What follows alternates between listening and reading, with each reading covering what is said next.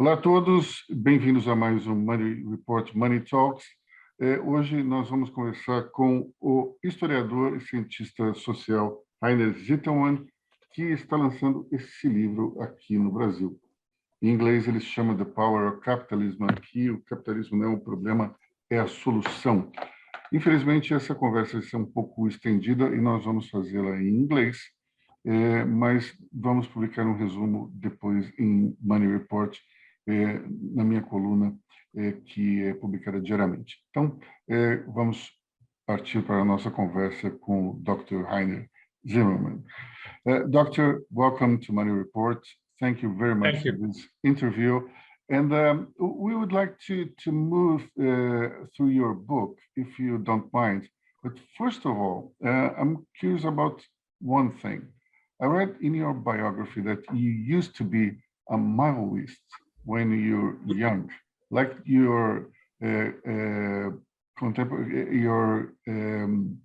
fellow mate, Paul Breitner, the footballist.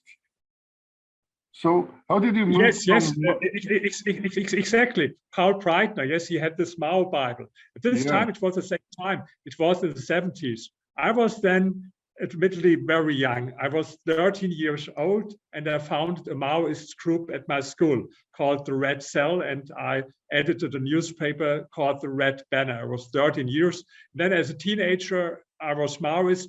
You're right, our football player Paul Breitner was as well.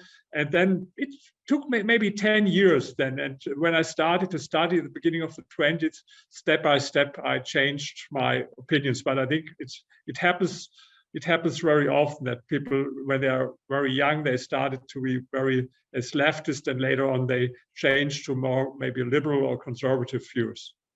Well, in the introduction of your book, you mentioned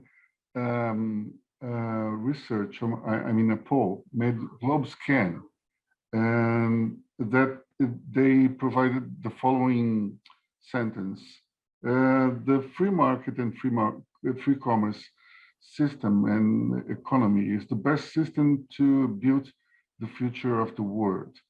But in United Kingdom, only 19% of the interviewers agreed strongly. And then in Germany, this rate was 30%, and in France, only 6%. I'd like to listen to your opinion. What make people despise free economy concepts? So first of all, another news that is maybe interesting for you. Some months ago, I commissioned myself a new poll. It was conducted by Ipsos Mori, that is one of the leading polling institutes in the world, and we did it in 19 countries, also in Brazil. It will be published in my next book that hopefully will be published by the end of the year in Brazil.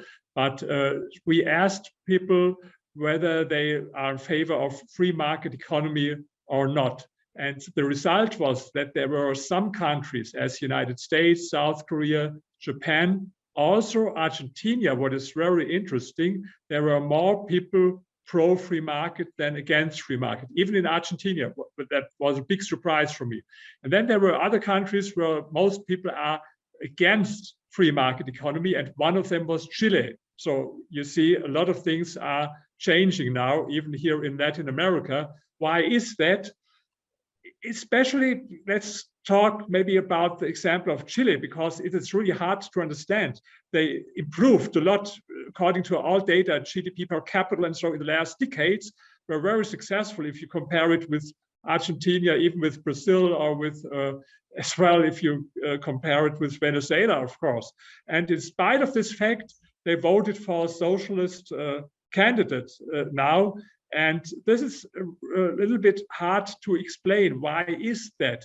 I think sometimes people forget why they were successful in their economy. If some decades they get used to it and they forget it, why they were successful. This is one reason. Another reason is that a lot of people don't know anything about history. Young people are pro-socialist. yes, they don't know anything about economics, don't know anything about history, and then they have their ideas like I had when I was young. So, but the last answer to the question is socialists are much better in communication and in public relations than capitalists. We should learn something from them. Well, I couldn't agree more, especially in terms, not only in rational terms, but especially in the ability of touching people's hearts. Yes. Leftists are much better in this case, and with the arts, music, and movies. And on the other side, right wings, they tend to be very rational in their speeches. So it's very hard to convince young people, especially, right?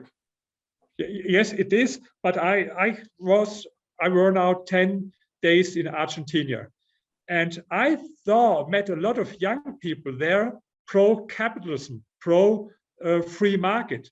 And I think they understood it a little bit better. Libertarians from, it's not only Milei, it's from different parties there in Argentina. For example, I met a young, very, very pretty woman there, Lilia, her name.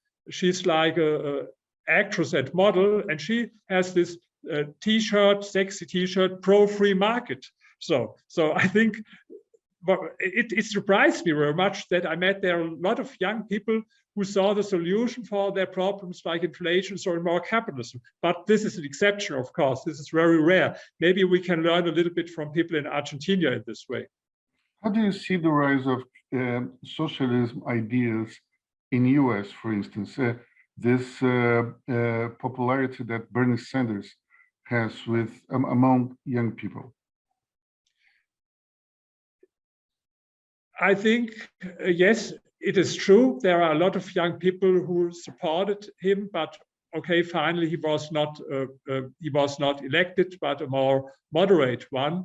I think it is anti-establishment, what I can understand, because were also anti-establishment, and they blame capitalism for all bad things that happen in the world, whether it's climate change, whether it's poverty. I think it's a kind of political religion. So what religion was in former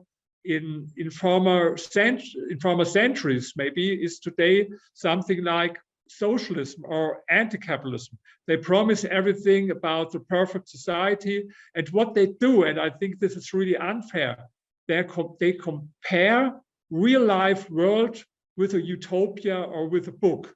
And it would be as fair as if I, for example, I compare your marriage, I don't know whether you're married, your marriage with a love novel. So your wife would come one day to you, oh, let's divorce. I read this love novel and everything's perfect. They kiss every morning. I compare it with our marriage, and so it's really bad. I think you would say that's not fair. Please compare our marriage with those of our friends, and then it's good, or maybe not as bad as you told me now. But this is what a lot of young people do. They have their utopia, their ideas of perfect society, a book, and they compare it with real life. And of course, a very important thing for the United States was people who are young today. I think their first experience was the financial crisis of 2008 and 2009. And according to the dominant explanation of this crisis, this was a crisis of capitalism. You have my book, you know, there's a chapter in my book where I explain why it was not a crisis of capitalism, on the contrary. But I think young people believe, and that was the first what they saw, oh, capitalism, as they saw it, doesn't work. And the financial crisis proves it.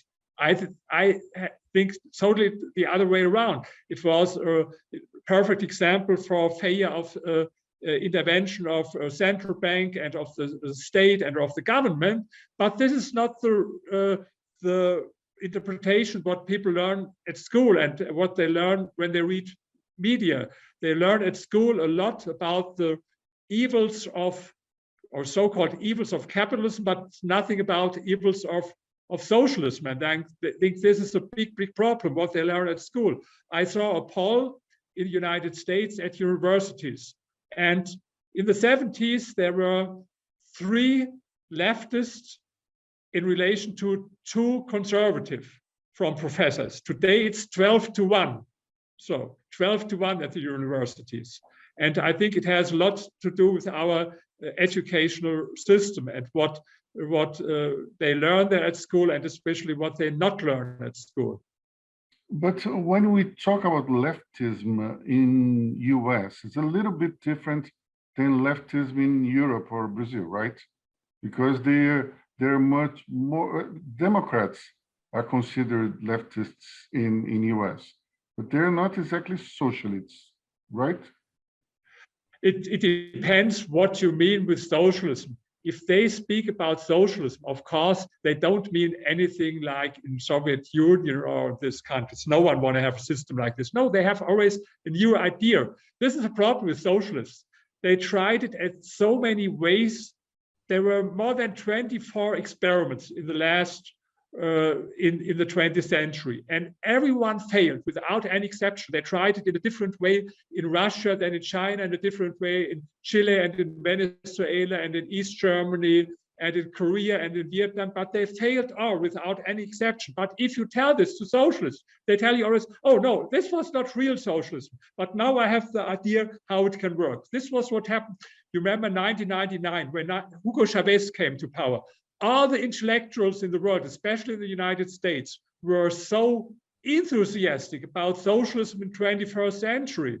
And what happened after it failed? They told you, no, sorry, this wasn't real socialism, but I have another idea how it can work next time. And I think it's crazy. It's like, imagine a housewife who bakes a cake and the guests get sick from it. They have to vomit. Next week, she invites the same guests, and with a slight modification in the recipe, maybe some other ingredients, guests get sick again. The third week, she invites again guests, a little bit modification, guests get sick, and then they do it. She does it 24 times. Maybe you tell me this is a crazy example. There's no housewife in the world who would do something like this. That's true, but this is exactly what socialists do, to try the similar thing again and again and expect other results. That was Albert Einstein told us, to do things in the similar way and expect different results. It's absolutely a sign of being insane. It's his definition of insanity, right? Yes, exactly. But the ideas of leftism, they're not only restricted to young people. And recently, we saw economists like Thomas Piketty launching books, and instead of crunching numbers, they tortured numbers in order to get his ideas, let's say, confirmed by statistics. Lots of other economists, they also they started to question the numbers that Piketty used in his books. And you mentioned that he says that there is a rise of the distance between poor and rich in terms of income and wealth from 1990 to 2010. But then you mentioned that at the same period, in China and India, in other parts of the world, hundreds of millions of people escape from extreme poverty. So how can you explain this dichotomy, this difference of? So yes, absolutely. So you are right. A lot of numbers from Piketty is wrong. There's a whole book, you can read it. It's called Anti-Piketty. And there you have a lot of facts why some numbers are wrong. But let me admit when his numbers would be right. And his main thesis is that inequality is rising. But first of all, according to his own numbers, he admits that this is not true for most of the 20th century. For most of the 20th century, inequality was reduced according to his numbers. Only what he tells us that 1990, the bad time started when inequality rise. But I give you one fact. 200 years ago, before capitalism, 90% of the worldwide population lived in extreme poverty. Today, it's less than 10%. But what's more important, half of this reduction happened during the last 35 years. So this means you had never a reduction in poverty as you had it in the last 35 years. And this is the bad time we're talking about. Let me give one example about China, because it has a lot to do with China. In China, in socialist times, end of the 50s, there was the so-called Great Leap Forward, the biggest socialist experiment in history. 45 million people died. People don't learn it at school. I have lectures all over the world, and I ask young people, have you heard about the Great Leap Forward where 45 million people died? No, we haven't heard about it at school. And then even 1981, 88% of people in China lived in extreme poverty, 88%. Today, it's less than 1%. Why? Because starting with Deng Xiaoping's reforms, they introduced private property, more market, more capitalism, and this was the reason for the reduction. So I was in China a lot of times, and I found no one who told us, oh, let's go back to Mao's time because we were more equal at this time. This would be a crazy idea. So what I mean, Thomas Piketty speaks about inequality. I speak about poverty. And I think this is much more important to speak about poverty.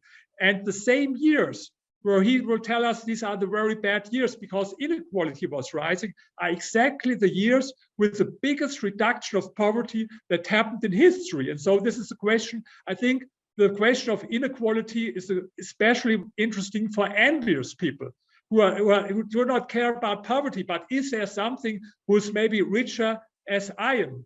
And maybe let me add one last thing, what is important in this context. Anti-capitalists believe in zero-sum thinking. What do I mean with zero-sum thinking? They believe that rich people are only rich because they have taken something away from the poor. This is what they believe.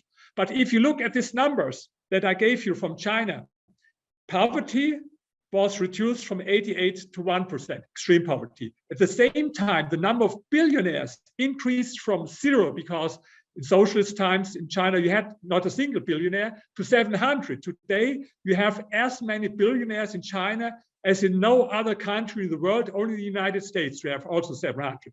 And even in Manhattan today, you have not so many billionaires as in Beijing. So you see, at the same time, the number of poor people decreased, the number of rich people increased. If zero-sum thinking would be correct, this couldn't happen. And this is my proof why zero-sum thinking is wrong. The concept of socialism is something that is, it rises in the same around the same time of the Industrial Revolution. So perhaps we are talking about something that is, the perception is more related to this first years of capitalism with perhaps people without scruples and very aggressive industrial businessmen. Perhaps that's the image that stands until now in order to make people think that capitalism is evil. Maybe, but even this is a legend. What even Friedrich Engels wrote in his famous book about the situation of working class there in the early days of capitalism in England. Today we know that it's wrong, because the living conditions before capitalism started were not good. On the contrary, people were starvation, hunger, in poverty. A lot of people. In the view of socialists, before capitalism, this was maybe like a kind of a paradise, but it was really bad. And people at this time, you know, there was a lot of people going from the urban from small villages to the big cities. But what was the reason? Because there was so much poverty, and they hoped for a better life in the cities. And so what I mean, there are even a lot of legends about this, what they call this early stage of capitalism. Of course, the living conditions were worse than today, much worse than today. They had to work so long, but it was before, and it was worse before capitalism. And then it was changed. And how it was changed? It was changed because of capitalism, because capitalism developed, and you see it in every country in the world. I'll give you another example. We spoke about China. Let's speak about South Korea. I've been there in South Korea. In the 60s, it was one of the poorest countries in the world, as poor as many countries in Africa today. Today, I've been there. They have great shopping centers. People have a good living. You know, we buy their products, their TVs, their cell phones, and so on. Why is that? Because capitalism. And in North Korea, they have still this socialist system with starvation and with bad living conditions. And this is another thing that everyone should think about. Always people go in one direction, from socialism to capitalism. Or have you heard anytime, oh, I have to flee from evil capitalism South Korea to North Korea to have better living?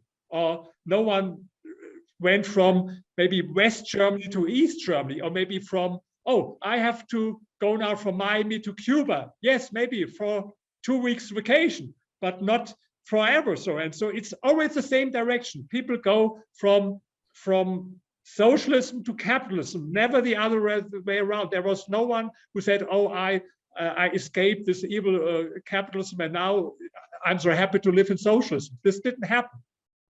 Well, you mentioned the socialist experiences in DDR, in the yes. East Germany. East Germany. And also North Korea in your book. And I was wondering, is it possible to have communism without a dictatorship? To have socialism without a dictatorship? Yes. I didn't get the question. So, do you think it's possible to have a communist regime without a dictatorship? People would choose, of course, freely for that. Communism is always dictatorship, because people they want to leave the country. It was what happened in East Germany. 2.7 million people escaped from East Germany to West Germany, and then they built the wall, and they told it's an anti-fascist wall to keep Western fascists out. But of course, it was a lie. It was a wall against their own people. And in North Korea, it's the same. But of course, there are examples of socialism without dictatorship. I have 2 chapters in my book. One is about Sweden in the 70s. And in Sweden in the 70s, it was a kind of what they call democratic socialism. And I agree, it was a combination of democracy and socialism, but it failed, totally, it failed. And the Swedish people made a lot of reforms, then more market, they reduced taxes. They have high taxes today, but for example, they abolished wealth tax and abolished inheritance tax. They made a lot of pro-market reforms, then it became better. The same was in the UK. I have 1 chapter in my book about the so-called democratic socialism in the 70s in the UK. And it was absolutely a disaster. You can't imagine. This was an example of socialism, a kind of democratic socialism without dictatorship. But in the economies, they always failed without exceptions. Well, I'd like to focus on this chapter on the UK. When you remember the song from the Beatles composed by George Harrison, called Taxman.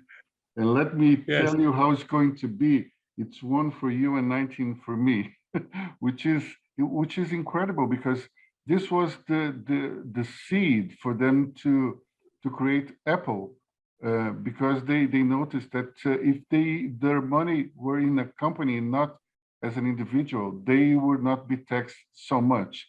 So I'd like to know, this invention of the Labour Party, why the Tories, they bought it, why they kept it, why Churchill in this this mandate, following mandate? Why did he, which is a symbol of the free market, why did he keep that? This is absolutely the best, I think, the most important topic to speak about, because I think the problems are not the socialists. So you have always the socialists and ideologists. The problems are you call them conservatives, or as well for businessmen and entrepreneurs. This is a problem that they do something like, I call it appeasement policy. They think if yes, some of your ideas are not so bad, and we have to take some of your ideas, and so they think they have the illusion that then. Please stop talking there. They have the illusion then. They have the illusion in this moment that things will become better, but it will be not. And I think this is the main problem, that entrepreneurs or people who are in opposition to socialists, they should be more offensive, not so defensive, not to have this appeasement policy. And they think if they adapt some of their ideas, then it's a good recipe against them, but it is not. And I think this is a big problem in a lot of countries, that they have not the, how to call it, the nuts, or that they are not courageous enough really to fight against them. I saw it now. This was a problem. I speak now a lot of Argentina because I've been there. This was the problem with the time of Macri there. I think he had some good ideas, but he didn't do a lot to fight against them. And this was the difference with Maggie Thatcher when she came, because she was the lady, but they called her the Iron Lady, because she really took the fights with the unions, for example, were very, very strong. And most of them, this is the difference between socialists and people who call themselves conservatives. The socialists always, they're very offensive, they stand their ground, they fight for it, and the others do not. And this is the biggest problem, not only at this time in the UK. I think it happens everywhere in the world. Well, while in the UK, there was a necessity of being very tough, like Margaret Thatcher. In Sweden, as you mentioned in your book, it was a much more peaceful transformation, yes. Right? And especially yes, you're right. Especially in terms of tax reductions, and also in the way that the state move out from this protagonism. Why don't you tell us a little bit about it? Yes, in Sweden it was really crazy. I give you one example so that it's not so abstract with their taxes. There's a famous book author, Astrid Lindgren. I don't know how you pronounce it here, but a lot of people know them for children's books. She was very famous in Sweden, and she was more like on the left, so she was social democrat. But one day she realized that she had to pay 102% taxes, 102% taxes. And she wrote an article in the most important Swedish newspaper, one page about this. She called it the tax fairy tale. And the finance minister said, it's wrong, you calculated wrong. This is not correct, 100% is wrong. But in the end, even the socialist prime minister, Olof Palme at this time, had to admit that she was right. It was correct, it was 102% that she had to pay. And this was not only for her. A lot of entrepreneurs, like IKEA founder, for example, Kamprad, they left Sweden at this time. First, he went to Denmark, but it wasn't better in Denmark. Then, in the end, he lived as the richest man in Switzerland. So, and then they realized it makes no sense when all the entrepreneurs and rich people leave our country. And then they started to change it. What did they do? Reduce taxes. Taxes are even very high today in these Nordic countries, but in a lot of other aspects, they are even more capitalist today in Sweden than the United States. A lot of people don't know it. They think even that Sweden is a kind of socialist state. This is wrong. It was in the 70s. I mentioned before, I think, the Index of Economic Freedom from Heritage Foundation. It's a ranking that is published every year. And in this ranking, you see how economic free are different countries. And if you look at this ranking today, Sweden is more capitalist than the United States and UK today. And so if socialists tell you, some socialists in the United States, oh, we have to adapt this Swedish socialism. No, forget it. It was 50 years ago. They saw that it's wrong. They changed it. Today, it's more capitalist than the United States. If you want to be a socialist like they are in Sweden, first abolish wealth tax, then abolish inheritance tax, and make labor market reforms, because these are the things that they did in Sweden.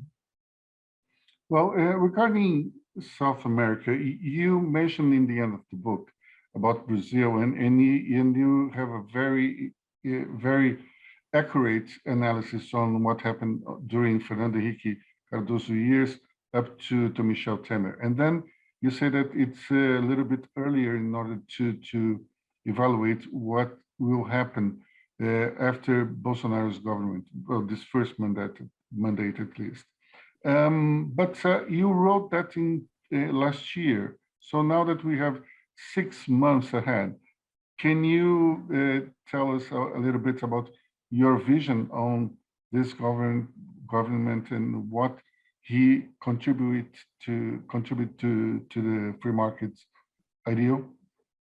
Yes, to be precise, this chapter was not written by me. This is the only chapter someone else, because he's more expert in Brazil as I am. But of course, I can tell you a little bit because what happened after this.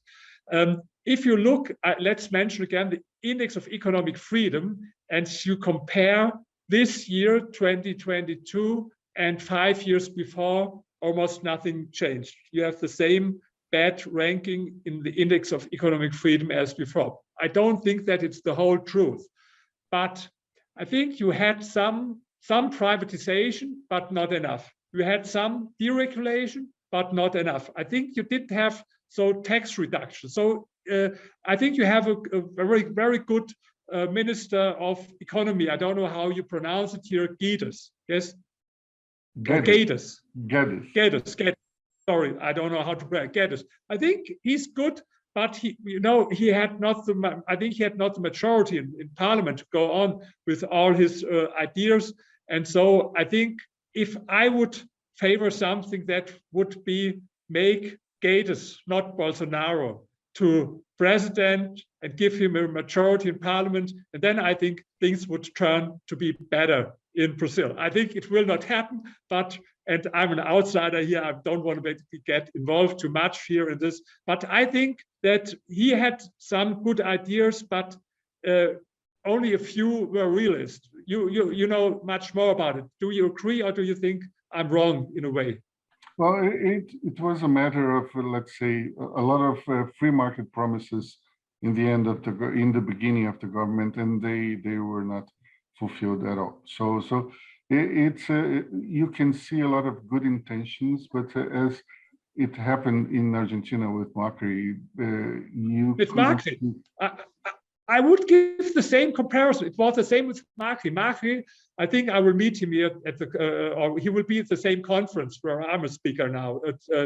And I think he had a lot of good ideas, but he was not as tough as Maggie Thatcher. So I would tell them, be more like Maggie Thatcher was. You have to make real radical reforms, because if you do not, things will not change, and then we will lose the next election. This was happened with Macri. Why did he lose the election? Because people saw things don't going to change. And even if you make a radical cut, let's go back to Maggie Thatcher. Things became worse in the first 1 or 2 years. Of course, they will go worse, but then it will go better. This was the same with Ronald Reagan.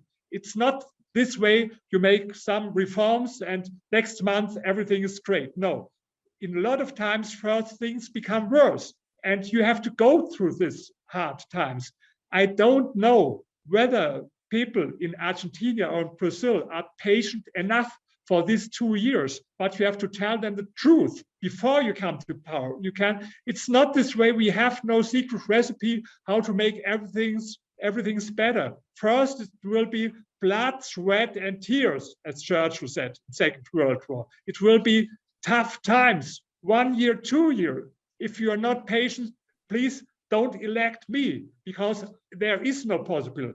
And you should tell this to the people and then start immediately in the first year with all these reforms, reduce taxes, labor market reforms, privatization. And then hopefully after 3 or 4 years, when the next elections, we will see first results, hopefully. And then people will vote against for you. So if you have this soft policy with promising a lot and then doing little, I think it's a perfect recipe to lose the next election.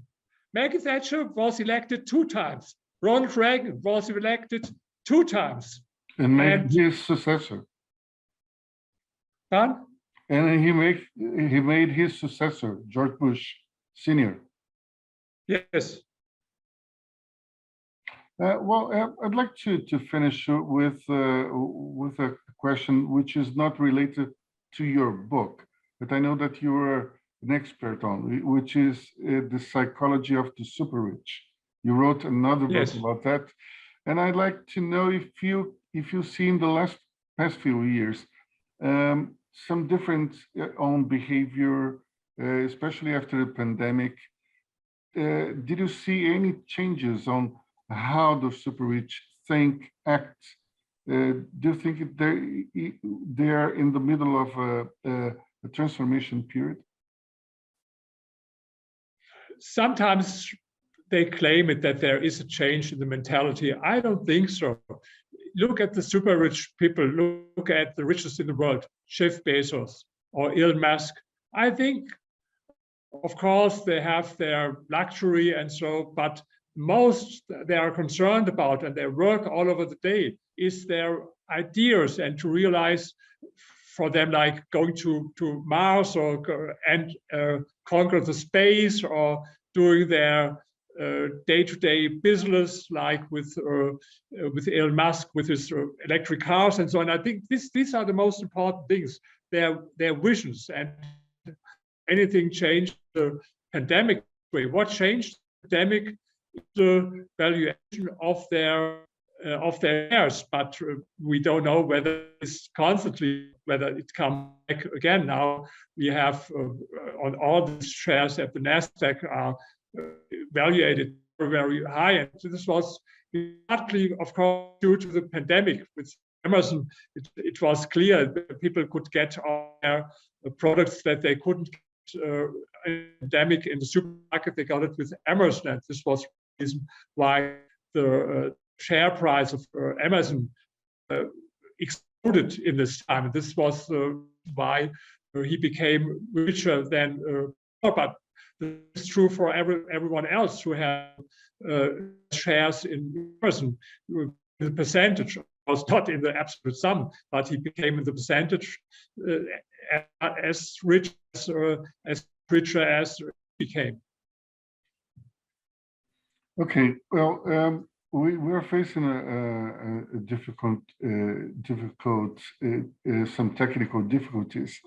So I'm gonna finish the interview, unfortunately, but I'm looking forward to meet you in person tomorrow at the conference, and I like to invite you in the next few months to do another interview with us to discuss a little bit about this psychology of the rich people. Okay, I'd like to extend this invitation.